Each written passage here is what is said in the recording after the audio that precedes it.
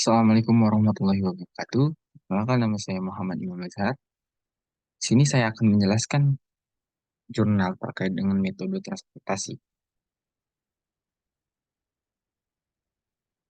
Kemudian di sini ada halaman informasi yang dimana terisi dengan halaman informasi jurnal. Untuk judul jurnal itu mengoptimalkan biaya distribusi pakan ternak dengan menggunakan metode transportasi, studi kasus di PT Krian. Kemudian penulis Ika Widya Ardiani, nama jurnal Teknika Engineering and Science Journal. Kemudian ada link jurnal dan link video penguploadan. Kita masuk ke pendahuluan. Jadi metode transportasi adalah metode yang digunakan untuk mengatur distribusi dari sumber-sumber yang menyediakan produk yang sama ke tempat-tempat yang dibutuhkan secara optimal.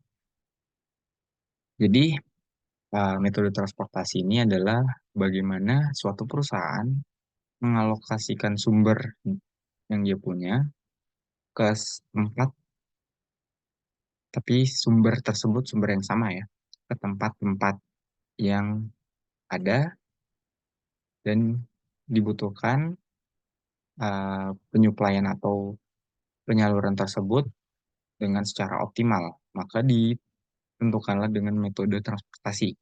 Jadi misal pupuk PT Sriwijaya mau dipasarkan atau mau dikirim ke gudang A, gudang B, gudang C, namun kita lihat efektivitas mana jalur yang kita lalui ke gudang A terlebih dahulu atau ke gudang C terlebih dahulu, atau kita melihat berapa jumlah pasokan pupuk yang tersedia, kemudian berapa tiap pabrik atau gudang yang membutuhkan pupuk tersebut, maka kita akan menghitung dan mendapatkan hasil yang optimal dengan menggunakan metode transportasi ini. Jadi pengalokasian tersebut dengan secara optimal. Kita masuk ke slide selanjutnya, yaitu metode penelitian. Jadi penelitian ini dilakukan beberapa tahap, yaitu ada tahap identifikasi, kemudian tahap rumusan masalah, ketiga penentuan tujuan penelitian, yang keempat yaitu tahap analisa. Dalam tahap analisa ini terdapat tiga metode untuk tahapan awal dan dua tahap untuk uji optimalisasi. Maka dari itu kita masuk ke slide selanjutnya, pembahasan. Jadi di sini ada pengambilan data, dapat dua tabel di sini, dan kemudian ada tiga juga nanti sesudah dari ini. Tabel yang pertama ini menghitung jumlah produk kan yang akan didistribusikan pada bulan Agustus 2010 PT Xtrian tadi. Jadi terdapat dua, ada lokasi pabrik, jumlah produk pakan. Jadi Krian ditandain dengan P1, kemudian lokasi pabrik Kediri P2, Semarang P3. Dengan total secara keseluruhan ketiga tersebut 62.670.148 kilogram. Kemudian tabel kedua itu jumlah permintaan produk. Jadi eh, yang pertama itu jumlah produk pakan, yang kedua itu jumlah permintaan produk pakan. Jadi saling keterkaitan. Daerah pemasarannya itu ada Blitar ditandai dengan A, Tulungagung dengan B, Kediri dengan C, Banyuwangi dengan D, Solo dengan E, dengan total 42.670.148 kilogram. Kemudian eh, kita masuk ke tahap tabel yang ketiga. Jadi digabungin untuk menemukan biaya transportasi per kilogram dalam jumlah rupiah. Jadi ada pabriknya dan daerah pemasarannya di dalam tabel ini. Ada Krian, Kediri, Semarang, Blitar, Tulungagung, Kediri, Banyuwangi, Solo. Jadi ada P1, P2, P3, kemudian ada A, B, C, D, E. Kemudian keterangan dalam tabel ini, biaya transportasinya sama dengan biaya bahan bakar plus biaya pegawai. Jadi biaya transportasi per kilogram tersebut sudah sama dengan biaya bahan bakar kendaraan, eh, kendaraan distribusi, dan biaya pegawai. Atau biaya supir dan keneknya per kilogram. Nah, kita masuk ke tahap selanjutnya yaitu perhitungan dengan metode transportasi. Ada dua tahap, yaitu satu menentukan solusi visible awal, yang kedua melakukan uji optimalisasi. Solusi visible awal adalah suatu solusi untuk mencari suatu pengalokasian distribusi barang yang mungkin dari tiap sumber ke tiap tujuan. Jadi, kita melakukan metode, kita terdapat tiga metode ya dalam menentukan solusi visible awal ini. Yang pertama, metode PAM. Yang kedua, metode less cost atau paling terkecil. Yang ketiga, not west cost. Not west cost. Kemudian masuk ke tahap melakukan uji optimalisasi, tahap kedua, itu terdapat dua jenis tahapan atau metode, stepping stone dan modi atau modify. Nanti akan kita lihat selanjutnya. Oke, di sini ada penyelesaian awal dengan hasil. Jadi pada metode northwest corner atau metode pojok kiri atas, hasilnya itu sekian. Nah, untuk metode northwest corner ini penggunaan metodenya, jadi dalam tabel yang di atas ini kita akan memilih yang paling terendah, paling sudut kiri terlebih dahulu. Jadi sesuai namanya northwest corner. Jadi kita milih yang 9,8 ini. Kemudian untuk metode less cost, kita mencari yang biaya terendah. Jadi untuk biaya terendah di sini bisa kita lihat yaitu pada Kediri 7,4.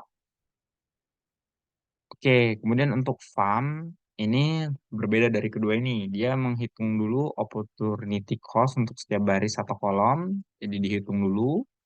Kemudian pilih baris atau kolom yang memiliki opportunity besar. Jika ada angka, kembar pilih salah satu. Jadi ke salah satu ini telah dihitung ada hasilnya sama, kita pilih salah satu saja. Kemudian alokasikan mungkin ke kot yang nilai tersebut dan pada baris kolom yang telah dipilih. Kemudian sesuaikan penawaran dan permintaan untuk menunjukkan alokasi yang sudah dilakukan dan hilangkan semua baris kolom di mana penawaran atau permintaan telah dihabiskan. Jadi kayak dicoret seperti itu kalau sudah dilakukan penghitungan gitu. Jika semua penawaran dan permintaan belum terpenuhi, kembali ke langkah satu dan hitung opportunity cost yang baru. Gitu. Kita balik kembali. Dan dalam tahap awal tadi kita melakukan penyelesaian awal dengan tiga metode. Kemudian kita masuk ke uji optimalisasi dengan dua metode. Yang pertama stepping stone, yang kedua dengan metode MODI, ya, atau modified distribution. Jadi di sini terdapat uh, 8 cara ya, 8 metode, 8 pengujian. Maka di sini kita bisa melihat untuk penyelesaian awal ini yang paling unggul atau biaya yang paling rendah itu hasilnya pada metode farm. Kemudian untuk optimalisasinya juga bisa kita simpulkan bahwa metode best cost itu hampir mirip ya di sini tabelnya hasilnya. Jadi dia ketika dihitung ternyata sama saja. Hasil biaya yang paling optimal itu di angka 43. Jadi dia menguji optimal, kayak diuji kembali gitu. Jadi biaya yang paling optimal itu adalah 43,87. Dan untuk kesimpulan dari penelitian ini, jadi PTX menggunakan metode transportasi dan yang paling paling efektif itu menggunakan metode FAM dengan paling minimal metode pojok kiri bawah atau northwest coast dan dilakukan uji optimalisasi dengan metode stepping stone dan MODI. Maka dari analisa tersebut, PT X dapat mengoptimalisasikan biaya pendistribusian pada bulan Agustus sebesar sekian. Jadi, yang awalnya eh, perusahaan ini, TX ini, pada bulan Agustus 2010 sebesar distribusiannya itu juta 43.205.135.468, dan setelah dilakukan perhitungan pendistribusian dengan metode transportasi tadi, dia berkurang menjadi 3.087.656.564. Jadi dari hasil analisa tersebut, pengoptimal pengoptimalan biaya distribusinya tuh mencapai sebesar 117.478.904 rupiah, atau 117.178.904 rupiah, ribu rupiah.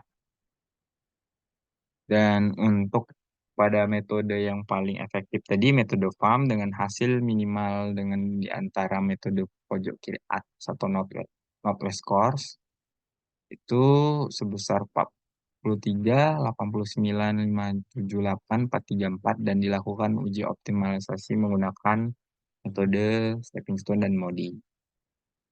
Ya, jadi itulah yang bisa kita ketahui dari jurnal tersebut, bahwa metode transportasi ini sangat menunjang untuk mengoptimalisasikan biaya pendistribusian pada PT atau perusahaan tersebut. Seperti yang kita ketahui pada PT X Krian ini. Dan kita masuk ke slide yang terakhir, yaitu penutupan. Jadi, melalui jurnal di atas, kedepannya saya ingin melakukan penelitian berbasis jurnal yang saya baca dengan judul "Mengoptimalkan Biaya Distribusi Pupuk dengan Menggunakan Metode Transportasi pada PT Pupuk Sriwijaya". Jadi, saya rencananya ingin melakukan penelitian menghitung biaya distribusi dengan menggunakan metode transportasi pendistribusian pupuk di PT Pupuk Sriwijaya agar optimal. Jadi, menggunakan metode West Corner, menggunakan less cost, PAM, dan kemudian kita menguji optimalisasinya dengan stepping stone dan MODI. Maka mungkin kita bisa mendapatkan biaya pendistribusian yang optimal dari PT Pupuk Sriwijaya untuk pendistribusian pupuknya. Sekian dari saya mohon maaf apabila banyak kalimat yang tidak dimengerti atau kurang jelas, dan masih banyak kekurangan dari presentasi saya. Saya mohon maaf. Saya akhiri, wabillahi taufiq wal hidayah. Wassalamualaikum warahmatullahi wabarakatuh.